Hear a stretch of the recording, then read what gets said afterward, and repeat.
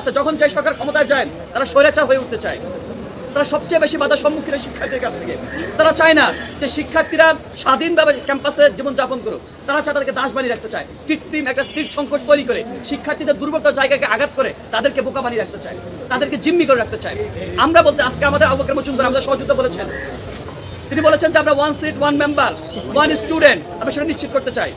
আপনি দেখেন ঢাকা বিশ্ববিদ্যালয়ের অর্ধেক বেশি নারী শিক্ষার্থী, অথচ শুধুমাত্র 5-6 নারী শিক্ষার্থীর জন্য 5 আগস্ট পরবর্তী যখন আপনার বিদেশি ডেলিগেট যখন আসেন নারী শিক্ষার্থী হলগুলো দেখার জন্য, তখন তারা আমাদের প্রশাসনকে ধিক্কার জানিয়ে যায়।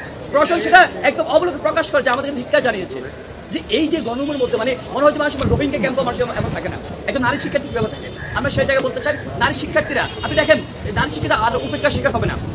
আমরা বলতে চাই নারী শিক্ষার্থীরা কোনো বুলিংয়ের শিকার হবে না, কোনো মোরাল পুলিশিংয়ের শিকার হবে না, সেটা আমরা নিশ্চয় করতে চাই। সেটার জন্য আমরা অ্যাক্ট তৈরি করতে চাই। প্রিয় উপস্থিতি, আজকে আমরা দ্বিতীয় যে গুরুত্বপূর্ণ বিষয় নিয়ে আলোচনা করবো। আপনারা জানেন গত কয়েকদিন আগে আমরা সংবাদ সম্মেলনের মধ্যে দিয়ে বলেছি যে বিশ্ববিদ্যালয় প্রশাসন হয়তো বা কোনো একটা পক্ষের ইন্ধন দিয়ে তারা একটা কারসাজি করতেছেন, নারী শিক্ষার্থীদেরকে ভোট কেন্দ্র যাওয়ার জন্য তারা নিরুৎসাহিত করতেছেন। আমরা কারণ দেখিয়েছিলাম কি জানেন, যে টিএসসির মতো জায়গায় 14,000 নারী শিক্ষার্থীর জন্য 3টা নারী হলের জন্য তারা ভোট কেন্দ্র তৈরি করেছেন। তারা একটা অস্বাভাবিক একটা পরিকল্পনা দিয়েছেন, সেখানে নাকি শুধুমাত্র টিএসসিতে 176টা ভোট তারা স্থাপন করবেন। খুবই হাস্যকর বিষয়।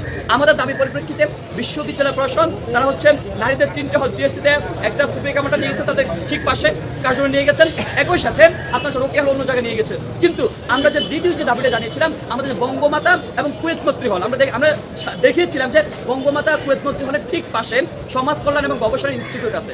আমরা যদি নারী শিক্ষার্থীকে ভোটদানে অনুপ্রাণিত করতে চাই তাহলে আমরা তাদেরকে সেই সুদূর বঙ্গমাতা কুয়েত মৈত্রী হল থেকে ঢাকা বিশ্ববিদ্যালয় ক্লাবে এত মানে অস্বস্তি দিয়ে দূরত্ব দিয়ে তাদেরকে এত ভোগান্তি স্বীকার করার কোনো মানে হয় না। আমরা প্রশাসনকে আবার স্পষ্ট করতে বলতে চাই, আমরা একবার আপনাকে দাবি জানিয়েছিলাম, দাবির পরিপ্রেক্ষিতে আপনি শুধু টিএসসিতে সংস্কার করেছেন, টিএসসি ভোট কেন্দ্রের মধ্যে পরিবর্তন এনেছেন। আমরা দ্বিতীয় দাবি জানতে চাই আপনারা আবারও যে বঙ্গমাতা এবং কুয়েত মৈত্রী হলে ভোট কেন্দ্র তাদের পাশে ঠিক ওই জায়গায় স্থাপন করেন, তাহলে নারী শিক্ষার্থীরা ভোটদানে অনুপ্রাণিত হবে, তারা সেটাকে ভোগান্তি মনে করবে না। আপনি জানেন অনাবাসী শিক্ষার্থীরা সেখানে যেতে পারবে। আমরা আজকের সমস্যার মধ্যে থেকে আবার প্রশ্ন দাবি জানতে চাই যে শিক্ষার্থীকে বিশেষ করে নারী শিক্ষার্থীদেরকে ভোটদানের জন্য অনুপ্রাণিত করেন। সবাইকে ধন্যবাদ।